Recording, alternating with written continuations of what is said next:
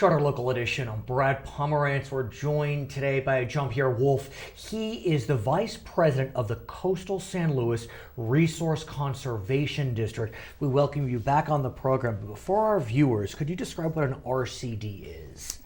Sure. The Resource Conservation District was established after the Dust Bowl, and its mission primarily is to preserve soil and also wetland and aquatic habitat.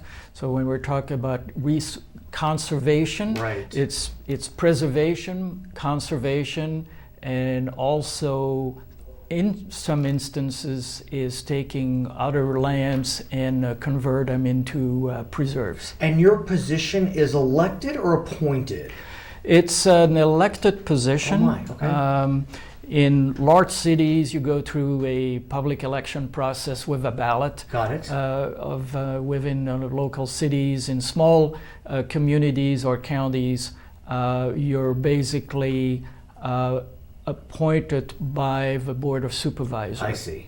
So let's talk about how busy you must be today. There is no question that the last 4 years presented tremendous challenges when you look at soil, when you look at conservation. We faced a tremendous drought. Now we're in the midst of an El Nino. And of course, one could say, amen, we appreciate the water, but that presents dramatic challenges when you think about the soil. Because, and you can educate me better, but as I understand it, the soil can get so hard during drought that literally the soil cannot absorb the water that is coming down. And so much of it can accumulate that you can start seeing flooding, mudslides. Talk to us about where we are today in terms of our soils and how we're dealing with the El Nino question. Well, in terms of our current El Nino, one of the challenges is areas where you have had recent fires, right, because you don't have any vegetation to hold back the soil. And how is soil that has been impacted by fire? Is that soil more absorbent or less absorbent?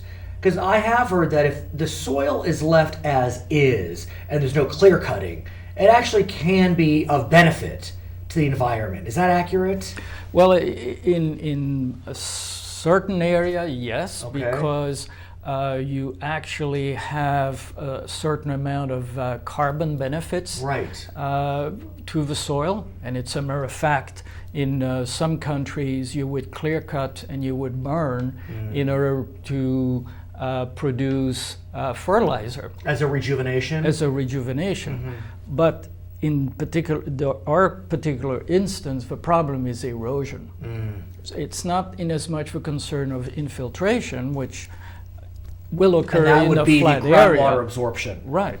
But erosion, where you have slopes, and unfortunately in the topography of most of our fires, this is not prairie lands, you do have slopes, so you do not have a vegetation to hold back or slow down the sheet water, and so you have then this deep erosion that can develop. Also, and is the erosion occurring as a result of fire combined by drought adding water, or is it just fire and drought and you're going to have erosion? I would characterize it more as being fire and drought. Okay. And when you have had recent fires, we have not had a chance to mitigate a little bit the fire by, let's say, putting seeds. So if you have a first rains, they germinate. There are actually some seed mix which are designed to be fast germinators after a fire. Sure. And then some other techniques, which is making temporary what we call water bars, which is little ridges to divert the water and slow down the velocity and that of has the not water. Occurred. In most areas, no time, and frankly, it's going to be very, very expensive. If you take some of the California fires that we have had, where you have thousands of acres, right, this is a long, expensive process. So, where are we then with this situation? We know we've had fires in some areas. We know we have rain coming down. In some parts of California, the Antelope Valley faced tremendous flooding, mudslides as a result of a tremendous torrential rain. Hurricane Patricia, that of course not being so much in this region, but in Texas, for example, they were impacted by, then that was believed to be an El Nino type of storm. So are we concerned? And we think about the Colby Fire in Southern California, Silverado, out of Orange County's Riverside. I will say all of the above are concerned. And in addition to areas where we have had recent fire, we need to remember that because of a drought, there is very little vegetation, even in soils where we have not had fires. We have also a lot of casualties with brushers and trees that have died off because of a lack of water. And let me ask you about those trees, because what can happen, they die off as a result of water, bark beetle, whatever it may be. They are therefore at risk of toppling.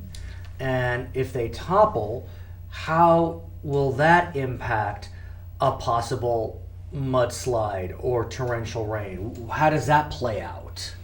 Well, one of the challenges when you have a lot of dead trees, and a good example in this area is in Cambria. Right, which is in North San Luis Obispo County. Correct, where you have thousands of trees which have died. And so... And I believe, was it the governor or someone recently did a tour of Cambria?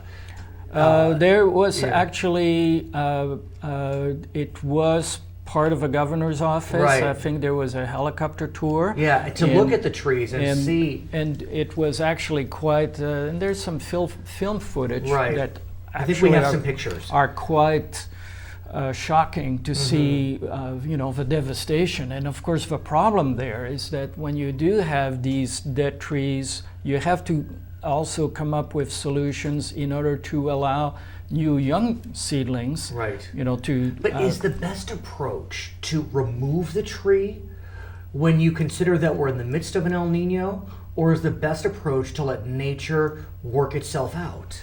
Well, there are a lot of debates often about, how to mitigate forest fires. Do you let nature take its course?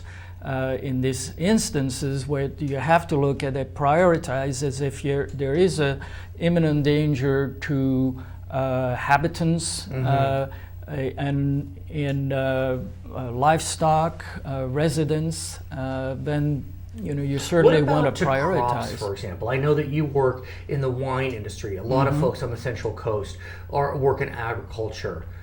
How does the El Nino impact your work when you consider the dead trees, the erosion, the potential mudslides?